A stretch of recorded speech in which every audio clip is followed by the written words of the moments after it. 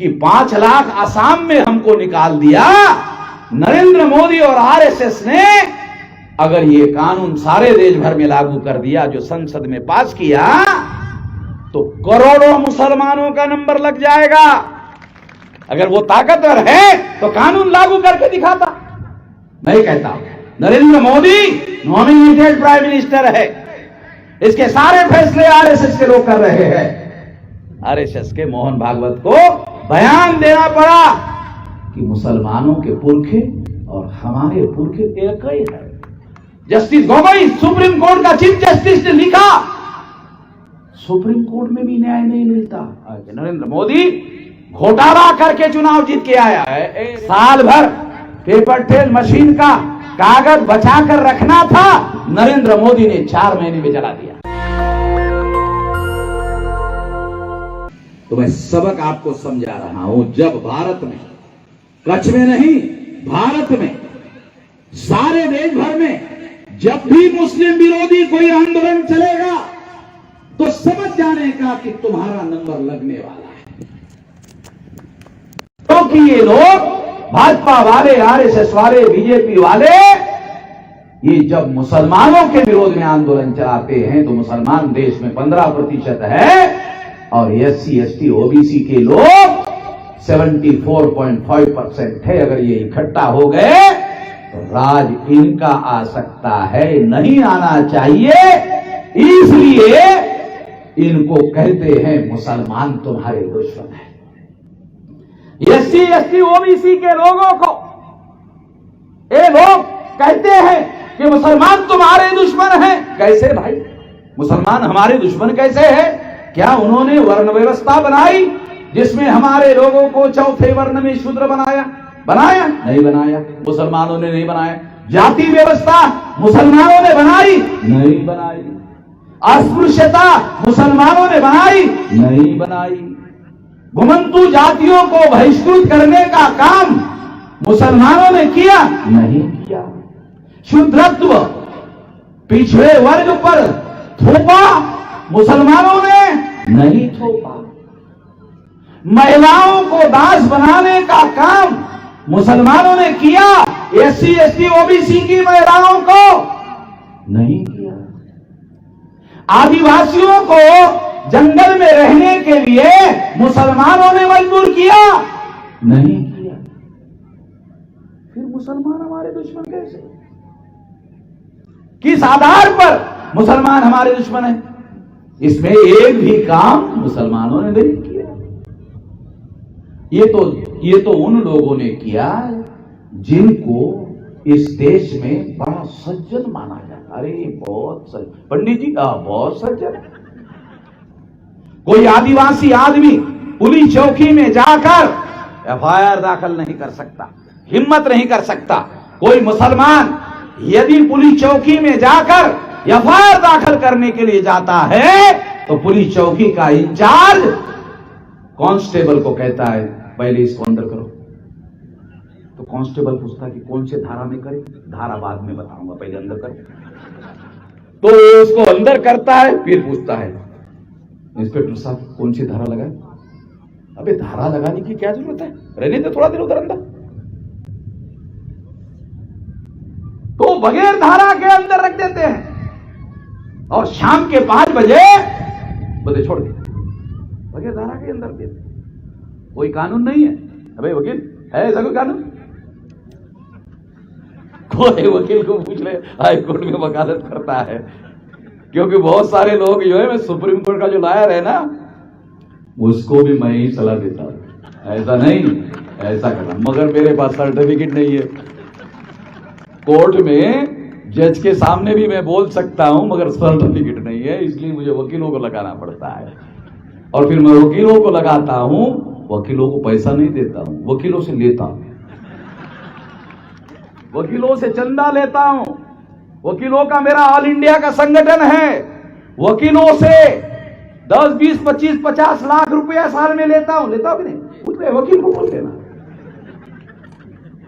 मुझे किसी को पैसा नहीं देना पड़ता है। मेरे लिए वकील जहां जाऊंगा वहां वकील लाइन लगाकर खड़े हो जाते हैं, मुझे पैसा नहीं देना पड़ता है। क्यों? नरेंद्र मोदी कहता है, अरे मैं तो फकीर आदमी हूं, झोला उठाकर चला जाऊंगा। कहता नरेंद्र मोदी, अरे ये कैसा फकीर आदमी है। 2019 के चुनाव में 27,000 करोड़ रुपया चुनाव में खर्चा। साला अजीब किस्म का फकीर आदमी है नरेंद्र मोदी। 27,000 करोड़ रुपया खर्चा किया। हैदराबाद की संस्था ने आंकड़े घोषित किए, 60,000 करोड़ खर्चा हुआ सारे पार्टियों का, अकेले नरेंद्र मोदी का खर्चा 27,000 करोड़ रुपया। साला बड़ा अजीब फकीर है, 27,000 करोड़ खर्चा करता है। मैं आप लोगों को जो बात समझा रहा हूं कि सीए के समस्या को लेकर जब मैं आसाम से दिल्ली आया तो दिल्ली में आते ही सीए के विरोध में भारत बंद का ऐलान कर दिया। जब सीए के विरोध में भारत बंद का ऐलान कर दिया तो पहले के भारत बंद से ज्यादा बड़ा भारत बंद हो गया, क्योंकि मुसलमान भी बड़ी संख्या में उसमें शामिल थे। क्योंकि उनको बात समझ में आई कि 5 लाख आसाम में हमको निकाल दिया, नरेंद्र मोदी और आरएसएस ने अगर ये कानून सारे देश भर में लागू कर दिया जो संसद में पास किया तो करोड़ों मुसलमानों का नंबर लग जाएगा। तो करोड़ों की संख्या में मुसलमान सड़कों पर आकर भारत बंद में साथ दिया, पहले से बड़ा भारत बंद हो गया। बीजेपी के लोग कहते हैं नरेंद्र मोदी बहुत शक्तिशाली प्रधानमंत्री, बहुत ताकतवर प्रधानमंत्री है। चलो मान लेता हूं बहुत ताकतवर है, चलो मान लेता हूं नरेंद्र मोदी बहुत ज्यादा ताकतवर, बहुत ज्यादा शक्तिशाली प्रधानमंत्री है, चलो मान लेता हूं। मगर उसका कानून मैंने कचरा कुंडी में डाल दिया तो उससे ज्यादा ताकतवर कौन है? अगर वो ताकतवर है तो कानून लागू करके दिखाता। उसका कानून अगर कचरा कुंडी में मैंने डाला हुआ है तो इसका मतलब हमारी भी संगठन शक्ति इतनी है कि सरकार को हम वो कानून लागू करने के लिए रोक लगा सकते हैं। रोक लगाया हुआ है, अभी तक उस कानून का रूल्स फ्रेम नहीं हुआ। कानून अमल में लाने की बात तो छोड़ो, बगैर रूल्स के कोई कानून अमल में नहीं लाया जा सकता। और नरेंद्र मोदी को मैंने पहले भी चेतावनी दी, दोबारा देता हूं, यदि सीए का कानून लागू करने की कोशिश की दोबारा भारत बंद कर दूंगा। भाजपा ने बताया नरेंद्र मोदी को कि धर्मेंद्र प्रधान ओबीसी का कैबिनेट मिनिस्टर है, एजुकेशन मिनिस्टर है और 28 ओबीसी के मंत्री हैं। उसमें 8-9 मंत्रियों का डेलीगेशन नरेंद्र मोदी को मिले और नरेंद्र मोदी को मांग करे कि नीट का ओबीसी के बच्चों का मामला हल किया जाए। ऐसे मिनिस्टरों को रखने का क्या मतलब है जो फैसला लेने का अधिकार नहीं है? निवेदन दिया, फिर प्रधानमंत्री ने दूसरे दिन कहा ठीक है इस पर अमल करते हैं। अभी राजस्थान में गए हमारे लोगों ने, जो हमारे संगठन के बाहर के लोग हैं, उन्होंने, वो लड़के ने मूछ रखा था तो उसको मार दिया। कहा पाली की बात, 10 लाख रुपए मांगा अशोक गहलोत। दूसरी दिन अशोक गहलोत ने कहा 50 लाख दिया जाएगा। अभी कल तो परसों की बात बोल रहा हूं, जो 10 लाख देने के लिए तैयार नहीं था उसने 50 लाख का ऐलान किया और कहा एक नौकरी भी देंगे। मांगा नहीं हमने, देना पड़ा। क्यों? संगठित शक्ति के बल पर। आजकल मोहन भागवत ने बयान दिया, आप लोगों ने सुना होगा। मोहन भागवत आरएसएस के सरसंघ चालक बयान दिया। क्या बयान दिया? हम केंद्र सरकार के डे टू डे काम में हस्तक्षेप नहीं करते हैं। मोहन भागवत ने कहा। ये मैंने जो सवाल उठाया उसका जवाब है।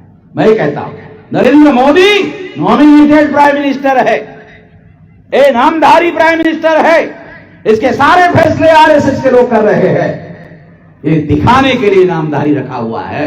ये मैं ही देश में कह रहा हूं, किसी की औकात नहीं ये बात कहने की, मैं ही कह रहा हूं सारे देश भर में।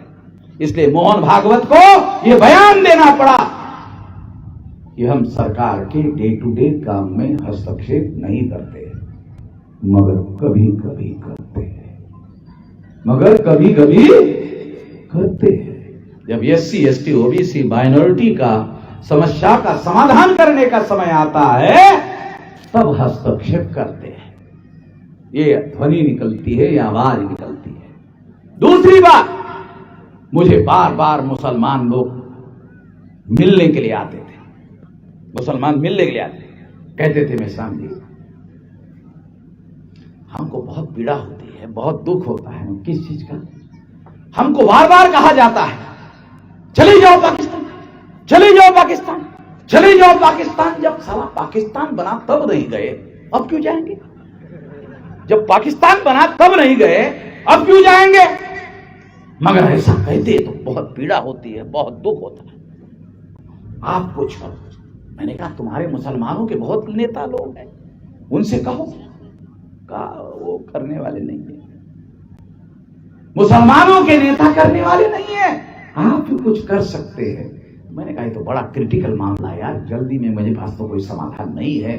2-3 साल लग गए रास्ता निकालने के लिए। 3 साल के बाद मुसलमानों का कार्यक्रम लिया और वहां घोषित कर दिया भारत के सारे मुसलमान मूल निवासी हैं, कोई विदेशी नहीं है, भारत के सारे मुसलमान मूल निवासी है। जब ऐसा घोषित किया तो मोहन भागवत को बयान देना पड़ा, RSS के मोहन भागवत को बयान देना पड़ा कि मुसलमानों के पुरखे और हमारे पुरखे एक ही है। हमारी वजह से ही इस देश में EVM को लाया गया कि कहीं ये EVM, कहीं इनकी आवाज बैलेट बॉक्स में रूपांतरित ना हो जाए, कहीं ये सारी सरकार ना बना ले। इस वजह से वोटों की चोरी करने के लिए EVM लाया गया। मैं सुप्रीम कोर्ट में गया, सुप्रीम कोर्ट ने, दीपक मिश्रा चीफ जस्टिस थे, उसने मेरी बात स्वीकार किया, कहा कि सारे EVM को पेपर ट्रेल मशीन लगाया जाएगा। सुप्रीम कोर्ट के चीफ जस्टिस ने मेरी बात को स्वीकार किया। अगर किसी को सुप्रीम कोर्ट के जजमेंट की कॉपी चाहिए वो मेरे से ले लेना। Paper trail machine electronic machine के घोटाले को पकड़ने वाली मशीन है, क्योंकि EVM मशीन में इलेक्ट्रॉनिक रिकॉर्ड होता है और इलेक्ट्रॉनिक रिकॉर्ड ट्रांसफरेबल होता है। सारी दुनिया के लोग मानते हैं, एक्सपर्ट मानते हैं। मगर पेपर ट्रेल मशीन में कागज का सबूत होता है और कागज का सबूत ट्रांसफरेबल नहीं होता। इसलिए सुप्रीम कोर्ट में ये केस हमने जीता 24 अप्रैल 2017 और उसके विरोध में नरेंद्र मोदी ने कांग्रेस को कहा कि तो 2019 में भी घोटाले से हमारी सरकार बनाने का आपने वादा किया था। वामन मेश्राम ने टांग अड़ा दिया, ये वामन मेश्राम की टांग हटाओ। कांग्रेस ने कहा सरकार तो आपकी है, हमें क्यों हटाने के लिए बोल रहे हो? सरकार तो आपकी है। कहा सरकार आपकी है मगर वादा तो आपने किया कि सरकार 2 बार बनाएंगे। तो कहा आप सुप्रीम कोर्ट में केस लेके जाओ। सुप्रीम कोर्ट में केस लेकर गए और 50% मिलान करने की मांग किया। तो हमारे वकील ने कहा अरे 8 अक्टूबर 2013 को 100% रिकाउंटिंग का ऑर्डर सुप्रीम कोर्ट में दिया, तुम 50% की मांग कर रहे हो? अजीब वकील हो भाई। ऑलरेडी सुप्रीम कोर्ट ने रिकाउंटिंग का 100% ऑर्डर दिया, तुम 50% की मांग कर रहे हो? जस्टिस गोगोई, बीजेपी की सरकार ने, एलानिया कह रहा, बीजेपी की सरकार ने गोगोई के पीछे एक औरत को लगा दिया। उस औरत ने गोगोई पर आरोप लगाया इसने चरित्र हनन किया और उसको प्रेशर में लेकर उससे ये फैसला करवाया। ओपनली बोल रहा हूं, जस्टिस गोगोई ने जो अपना जीवन चरित्र लिखा उसमें लिखा, जस्टिस गोगोई सुप्रीम कोर्ट का चीफ जस्टिस ने लिखा सुप्रीम कोर्ट में भी न्याय नहीं मिलता। सही कहा रे तूने भाई, तूने मेरे साथ न्याय नहीं किया, मेरे पास रिकॉर्डेड एविडेंस। और मेरी सुप्रीम कोर्ट में अभी भी केस पेंडिंग है। 2 साल से सुप्रीम कोर्ट ओपन नहीं हुआ, अभी ओपन होने वाला है। तो मैं देखता हूं कैसे घोटाला करते हैं। कि नरेंद्र मोदी घोटाला करके चुनाव जीत के आया है। ए रिकॉर्ड हो रहा है? हाँ, रिकॉर्ड करो। ए नरेंद्र मोदी 2019 के चुनाव में ईवीएम में घोटाला करके चुनकर आया है। अगर नरेंद्र मोदी में औकात है, मेरे खिलाफ एफआईआर दाखिल कर दे। उसको तो एफआईआर दाखिल करने के लिए कहने की भी जरूरत नहीं है। उसके चपरासी को भी कहा तो एफआईआर हो जाएगा। फिर मैं दिखाता हूं मेरे सबूत कितने हैं कोर्ट में, है? फिर सबूत फेंक के मारता हूं जज के मुंह पर। साल भर पेपर ट्रेल मशीन का कागज बचाकर रखना था, नरेंद्र मोदी ने 4 महीने में जला दिया। मेरे पास सबूत है। इसलिए मैं कह रहा हूं, अगर पेपर ट्रेल मशीन का डाटा नष्ट नहीं किया होता तो वो सबूत रहता। तो वो सबूत हमारे पास में है कि तुम लोगों ने वो डाटा नष्ट किया। अगर तुमने ईमानदारी से चुनाव जीता होता तो फिर नष्ट क्यों किया? बहुत सारे, एक बताया ये भी नहीं, बहुत सारे और भी हैं।